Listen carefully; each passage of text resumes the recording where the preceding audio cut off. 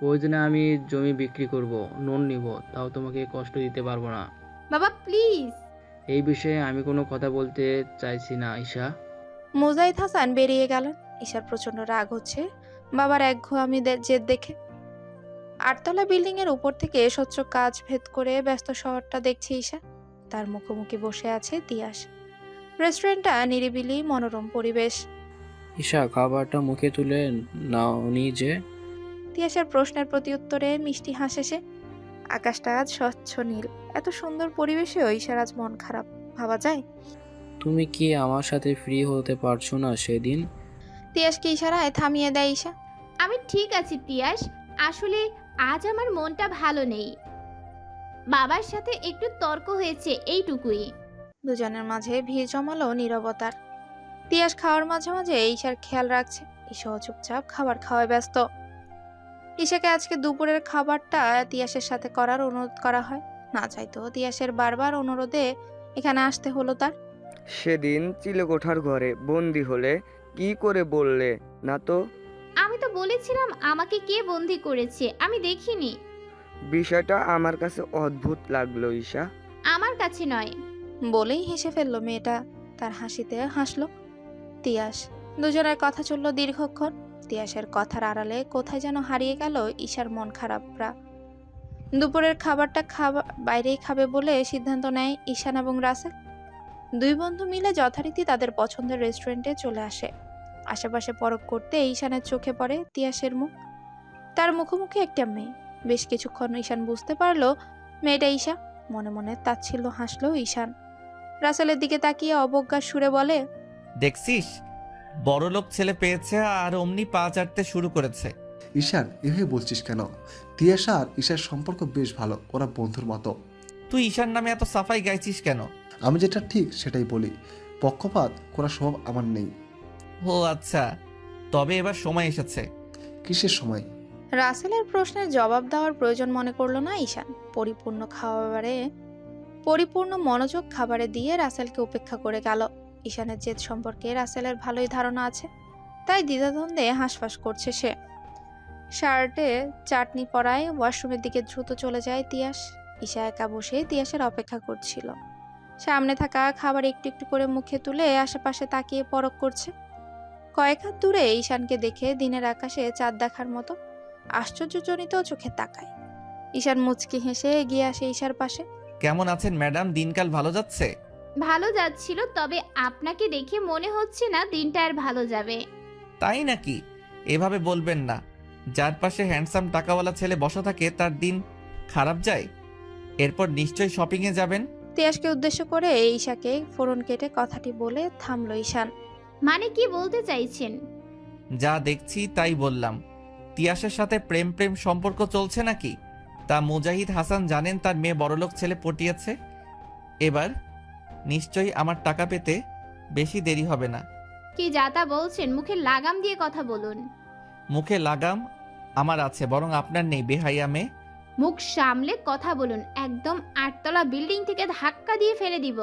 ও আচ্ছা তাই? আমি কি চেয়ে চেয়ে দেখবো আমার গাড়িতে হাত দিয়েছো কাল কোন সাহসে? ঈশান দু কদম এগিয়ে এলো ঈশার মুখোমুখি। ঈশানের কাছে আসায় দ্রুত সরে গেল ঈশা। আপনি কি ভেবেছেন সেদিন চিলেকোঠার ঘরে আমাকে বন্দি করেছেন আমি জানি না? মানুষটা আপনি ছিলেন, আর আমিও প্রতিশোধ নিয়ে নিলাম। আঘাতের বদলা আঘাত। সবার সামনে বলার তো সাহস পাওনি, প্রমাণ করে দাও।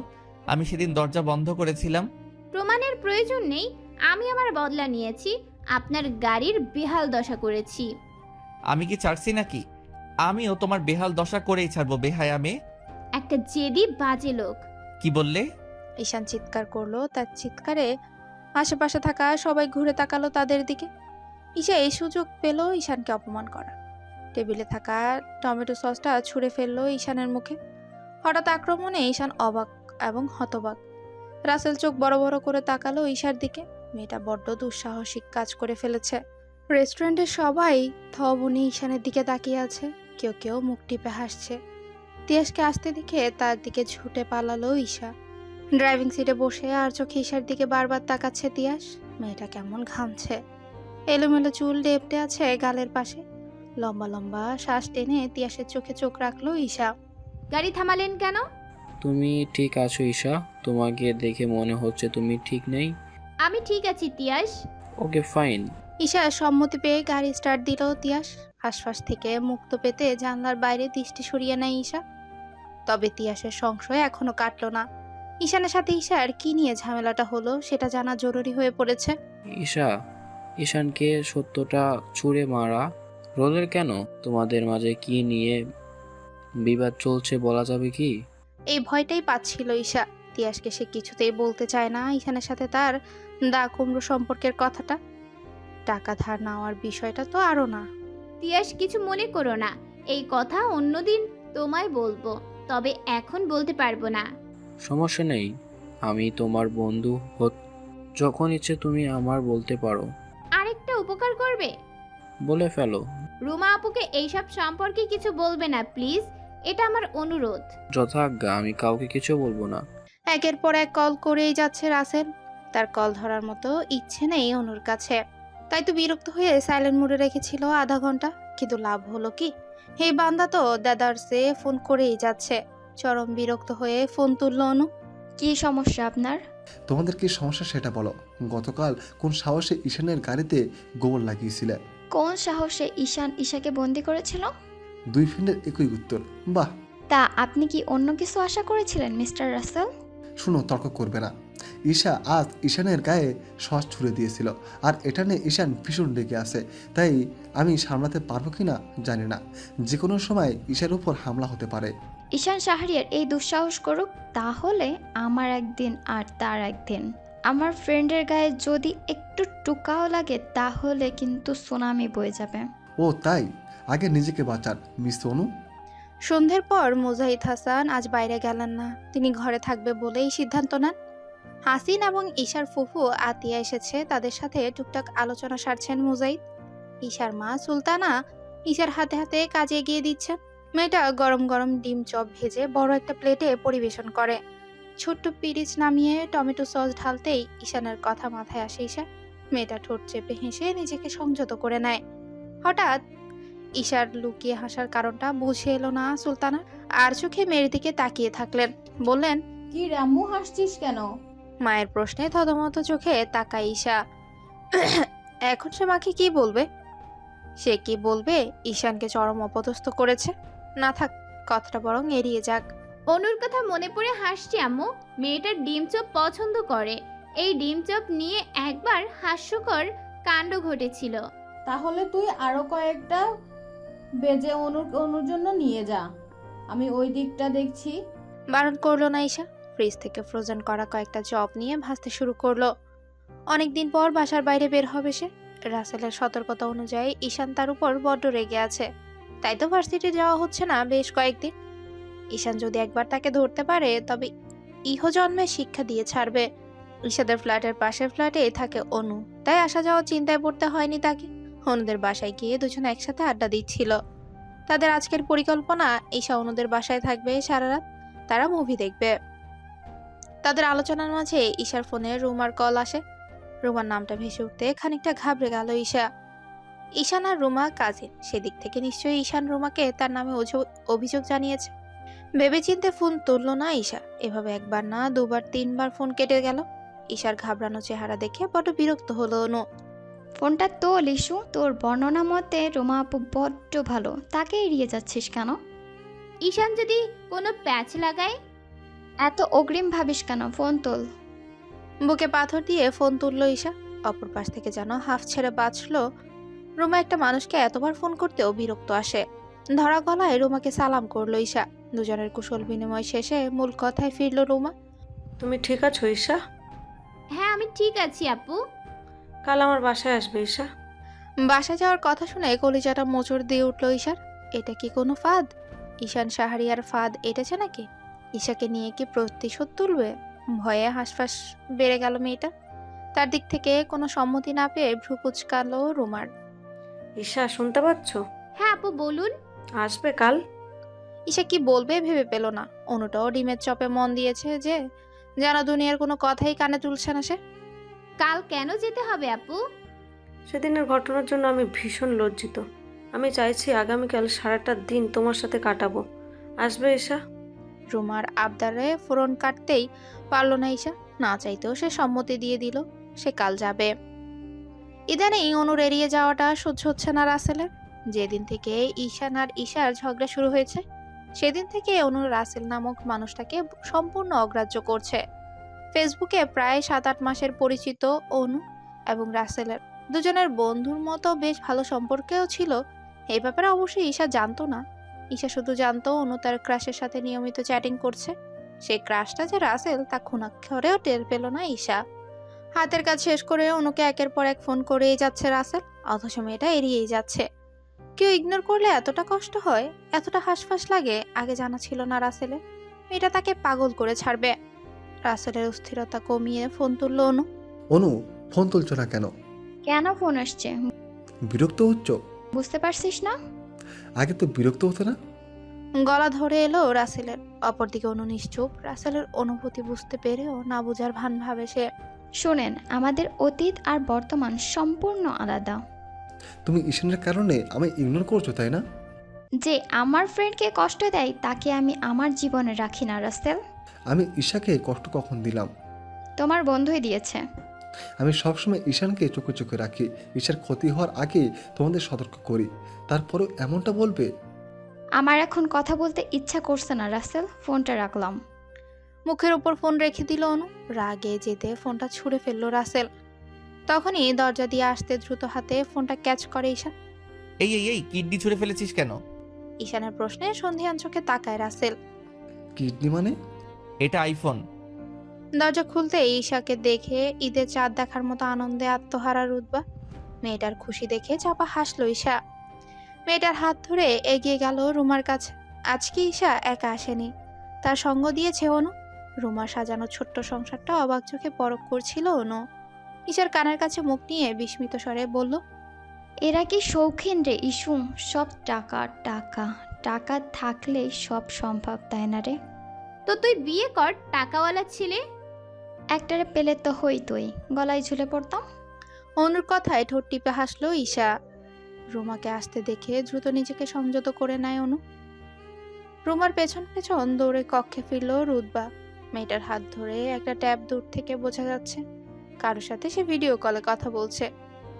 রুতবা হঠাৎ ফোনটা নিয়ে ধরলো ঈশার কাছে। ভিডিও কলে থাকা ব্যক্তির উদ্দেশ্যে বলে, নানুমণি দেখো, এটা আমার ইসামণি। ইসামণি হাই বলো। ভিডিও কলে থাকা ব্যক্তিটি ঈশানের মা মাহমুদা। রুমার মেয়েটাকে তিনি ভীষণ আদর করেন। অবসর সময়ে রুতবার সাথে ভিডিও কলে সময় কাটান। মনে মনে কল্পনায় রেখেছেন ঈশানের একটা টুকটুকে মেয়ে হবে। বৃদ্ধ বয়সে তাকে আর অলস সময় পার করতে হবে না। ঈশা মাহমুদার দিকে তাকিয়ে সালাম জানালো। টুকটাক কথা বলে মাহমুদা ফোন রেখে দিলেন। গুরুত্বপূর্ণ কথার উদ্দেশ্য অডিও কলে রুমাকে পুনরায় কল করলেন। রুমা, ঈশান রাসেল কোথায়? সারাদিন ফোন করলাম, কেউ ধরলো না। তোমার ছেলে কি এ শহরে আছে? 3 দিন আগে চট্টগ্রাম থেকে গেছে অফিসের কাজে। তাদের নাকি নতুন প্রজেক্ট কাজ চলছে। ঈশান রাসেল কেউ আমায় বলেনি সে কথা। তোমার ছেলেরা কখনো কিছু জানিয়ে করে? একপাশ থেকে রুমার কথা শুনে ঈশা অনু দুজনকে চোখের ইশারা করলো। এর মানে ঈশান নেই, তারা জানতো না। মনে মনে সন্তুষ্ট হলো দুজনেই। রুমা কথা বলার মাঝে চলে গেল অন্য রুমে। সে কথা নিশ্চিত হয়ে ফোন কাটলেন মাহমুদা। ঈশার বাড়ি কোথায় রে? এ শহরে আমার বাসা থেকেও আধ ঘন্টার দূরত্ব। ওর বাবা কি করে? আঙ্কেল জব করেন, ব্যাংকে আছেন। ঈশানের বিয়ের বয়স হয়েছে, কিন্তু এই ছেলের বিয়ের নাম নিলেই মুখের উপর ফোন কেটে দেয়। তার যা ইচ্ছা সে করুক, রাসেলটাকে তো বিয়ে দিতে হবে। তুমি কি রাসেল জন্য ঈশাকে পছন্দ করেছো? হ্যাঁ, কেন তোর পছন্দ হয়নি? হবে না কেন, অবশ্যই হয়েছে। ঈশা খুব ভালো মেয়ে আন্টি। রুমার সাড়া পেয়ে সন্তুষ্ট হলেন মাহমুদা। খুশিতে গদগদ গলায় বললেন, তুই আমাকে ঈশার ছবি পাঠা, আমি রাসেলকে পাঠাচ্ছি। রাসেল ঈশাকে চিনবে আন্টি। রুতবার জন্মদিনে পরিচয় হয়েছিল, তাও ছবি পাঠাচ্ছি। তবে এখন রাসেলকে কিছু বলার দরকার নেই, আর কয়েকদিন যাক। ঠিক আছে, তুই যা বলিস তাই হবে। রাতের খাবার শেষে ঘুমানোর প্রস্তুতি চলছিল। এমন সময় ডোরবেল বেজে উঠতেই অবাক হলো ঈশা। সুলতানা তখন রান্নাঘরের কাজে ব্যস্ত। মুজাহিদ হাসান বসার ঘরে টিভি দেখছিলেন। ঈশা এগিয়ে এসে দরজার ছিদ্র দিয়ে দেখার চেষ্টা করলো কে এসেছে। বেশ কয়েকজন মাস্ক পরা লোক দেখে ঘাবড়ে যায় সে। তারপরেও অনেকবার বেল বাজায় দ্রুত হাতে দরজা খুলে দিল। দরজা খুলে ঈশানকে দেখে দু চোখ আপনা আপনি বড় হয়ে গেল ঈশান। মুখটা হা করতে ঈশান বড় বড় পা ফেলে এগিয়ে আসে ঘরের ভেতর। ঈশাকে উদ্দেশ্য করে স্বগাতোক্তিতে বলে, মুখ বন্ধ করুন মিস, মুখে হাতি ঢুকবে। ঈশানের বিদ্রুপ মন্তব্যে দাঁত চাপল ঈশা। ঈশানের পিছু পিছু প্রবেশ করে রাসেল। ছেলেটা ঈশার দিকে তাকিয়ে অমায়িক হাসছে। বাদবাকি গার্ডরা বাইরেই দাঁড়িয়েছিল। তাদের সাথে উপস্থিত ছিল ঈশার বাবাকে অপমান করা সেই ইসমাইল। ঈশানকে দেখে বুকটা ভারী হয়ে এলো মুজাহিদ হাসানের। ভয়ে কুকড়ে যাওয়ার অবস্থা তার, তবুও বাইরে থেকে তিনি নীরব। স্যার আপনি? ঈশান কিঞ্চিত হাসলো। মুজাহিদ হাসানকে সালাম দিয়ে বসে পড়লো সোফায়। তার পাশাপাশি বসলো রাসেল। আঙ্কেল ঘাবড়ে যাবেন না, এখানে আমরা সমস্যা করতে নয় বরং সমাধান করতে এসেছি। ঈশা দাঁড়িয়েছিল দরজার পাশে। তখন ৩-৪ জন গার্ড হাতে মিষ্টি ফল নিয়ে প্রবেশ করে। এত এত খাবার দেখে অবাক হয় ঈশা। বসার ঘরে মেঝে অর্ধেকটা পূর্ণ হয় ঈশানের উপহার সামগ্রীতে। ঈশা ভ্রুকুচকে তাকিয়েছিল সেদিকে। অপরদিকে ঈশান তাকিয়ে আছে তার দিকে। সমস্যা তৈরি করতে নয় বরং সমাধান করতে এসেছেন। আপনার কথাটা ঠিক বুঝলাম না ঈশান স্যার। ঈশানের নজর সরে এলো মুজাহিদ হাসানের দিকে। তাকালেন নরম চোখে। আপনার ভাইকে আমরা পেয়েছি। মুজাহিদ হাসান সহ ঈশা সুলতানা চমকে তাকান। এতদিন যাবৎ নিখোঁজ থাকা ব্যক্তিকে খুঁজে পাওয়া গেছে। তাকে টেকনাফে পাওয়া গেছে। আমার লোক সব বন্দোবস্ত করে তাকে এখানে নিয়ে এসেছে। সে এখন কোথায়? আমাদের আগে খবর দেননি কেন? মুজাহিদ হাসান উত্তেজিত হয়ে পড়লেন। ঈশা দ্রুত এসে তার পাশে দাঁড়ালো এবং ইশারা করলো শান্ত হতে। আমরা তাকে এনে জিজ্ঞাসাবাদ করি আমার টাকার ব্যাপারে। তিনি ৬৭ লক্ষ টাকা ফিরিয়ে দেন, বাকি টাকাটা খরচ করে ফেলেছেন। বাকিটা নেই। স্বল্প স্বরে আওড়ালেন মুজাহিদ হাসান। তার বুক থেকে যেন ভারী পাথরটা সরে গেছে। দুদণ্ড শান্তিতে বাঁচা যাবে এবার। বাকি টাকা তিনি ফিরিয়ে দেবেন আর আমরাই ফিরিয়ে নেব, সেটা যে করেই হোক। তবে আপনি এসব বিষয়ে চিন্তা করবেন না। টাকা পয়সার ব্যাপারে আপনার সাথে আমাদের আর কোনো সম্পর্ক নেই। আপনাকে আর হয়রানও করা হবে না। মুজাহিদ হাসানের বুক থেকে ভারী পাথরটা আজ সরে গেল। সুলতানার চোখ চকচক করে ওঠে। সন্তুষ্টির চোখে চাইলো ঈশার দিকে, তবে ঈশার কোনো প্রতিক্রিয়া দেখা গেল না। মেয়েটা শক্ত চোখে তাকিয়ে আছে ঈশানের দিকে। এই বিষয় নিয়ে আপনার সাথে আমার লোক খারাপ ব্যবহার করেছে, আমি করেছি। আসলে ভাবতেই পারছেন এতগুলো টাকা। জি স্যার, আমি বুঝতে পারছি আপনার অবস্থা। আমি আপনার কাছে ক্ষমা চাইছি আঙ্কেল। যেহেতু অন্যায়টা আমি করেছি সেহেতু ক্ষমা চাইছি। আপনি কি আমাকে ক্ষমা করবেন না? সি সি, এসব বলে আমায় লজ্জা ফেলবেন না স্যার। দোষ আমার ভাইয়ের, সাক্ষী হিসেবে তার দায় আমার ছিল। ঈশানের পাশে এই কাচুমাচু হয়ে দাঁড়িয়েছিল ইসমাইল। সেদিনের সেই তেজ সাহস আজ যেন কোথায় গায়েব হয়ে গেছে। ঈশান তাকালো তার দিকে এবং আদেশ সুরে বলে, সেদিনের ব্যবহারের জন্য আঙ্কেলের কাছে ক্ষমা চাও। ঈশানের আদেশ দিতে হয়তো দেরি হলো, কিন্তু ইসমাইলের ক্ষমা চাইতে দেরি হলো না। নরম স্বরে হাত তুলে ক্ষমা চাইলো ইসমাইল। ঈশান আর চোখে একবার তাকালো ঈশার দিকে। মেয়েটা চোখ মুখ দেখে মনে হচ্ছে না যে খুশি কিংবা সন্তুষ্ট। ঈশানের ভাবনার মাঝে ফোড়ন কাটলো ঈশা। এভাবে হয় না মিস্টার ঈশান। সেদিন যে অপমানটা আমাদের করা হয়েছে তার ক্ষত এভাবে তো যাবে না। ওনাকে বলুন আমার বাবার পা জড়িয়ে মাপ চাইতে। ঈশার কথায় প্রতিক্রিয়া জানালেন মুজাহিদ হাসান। কড়া চোখে দৃষ্টি নিক্ষেপ করে ঈশাকে বলেন, তুমি ভেতরে যাও, তর্ক করো না ঈশা। আমি তর্ক করছি না বাবা, আমি আমার মন্তব্য জানিয়ে দিলাম। এবার ঈশান শাহরিয়ার কি করবেন তিনি নিজে ভেবে দেখবেন। ঈশান কিঞ্চিত হাসলো। ঈশা যে গড়বড় করবে এটা তার ধারণা ছিল, তাই তো ইসমাইলকে ইশারা করা হলো মাফ চাইতে। ঈশানের নির্দেশ মানতে বাধ্য সে, তাই তো মুজাহিদ হাসানের পা জড়িয়ে মাফ চাইলো। আঙ্কেল আমরা আসছি আপনার সাথে, আমাদের আর কোনো বৈরিতা নেই। যে কোনো সমস্যায় আপনি আমাকে স্মরণ করতে পারেন, আমি অবশ্যই সাহায্য করব। ঈশান বেরিয়ে গেলে ঈশা দরজা বন্ধ করার উদ্দেশ্যে দরজার কাছে যেতে সিঁড়ি বেয়ে পুনরায় উঠে এলো ঈশান। ঈশার চোখে চোখ রেখে ক্রূর হেসে বলে, মামলা মোকদ্দমা আপনার বাবার সাথে সমাপ্ত হয়েছে, তবে আপনার সাথে নয় মিস ঈশা। মনে রাখবেন এই ভালো ঈশানের রূপটা আপনার জন্য নয়।